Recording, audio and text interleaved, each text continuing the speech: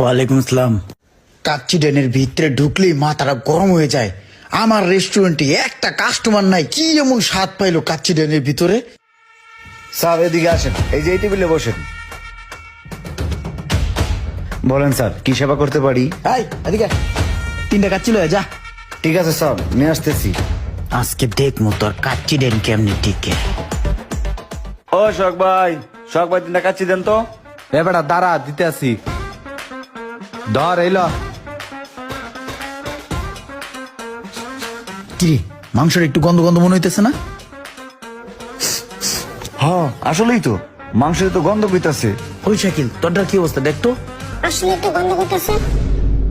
পচা মাংস দিয়া কাচ্চি বানাইছে রে।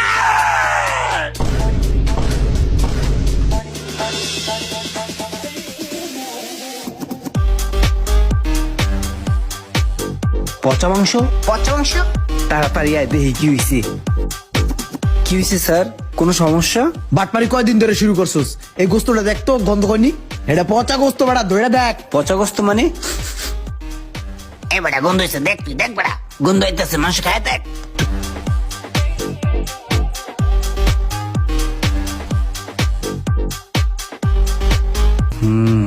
গন্ধ গন্ধই তো লাগতেছে। আরে মাংস তো সত্যি গন্ধ। এই যে দেখছস ঠিক মতন গিলতে পারতাছস না, কারণ মাংস পচা। ঠিক আছে ওই শাকিল, ওই তোর না ইউটিউব পেজে টিকটক আছে, ওখানে ভিডিও করে সেরা দেখ, পচা মাংস দিয়ে কাচ্চি বেচে। আরে ভাই কি করতেছেন আপনি? আরে ভাই ভিডিও কেন করবেন আপনারা? আরে আজ বিষয় তো আমি তো চেঞ্জ করে দিচ্ছি।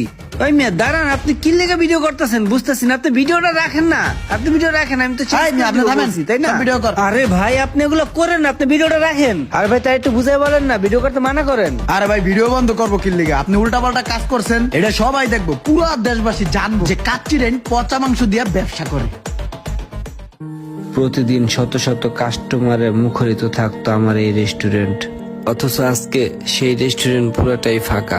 জানি না কে এমন সর্বনাশটা করলো আমার। হে আল্লাহ, আমি যদি সঠিক হয়ে থাকি তাহলে তুমি অবশ্যই তার ফলাফল আমাকে দিবা।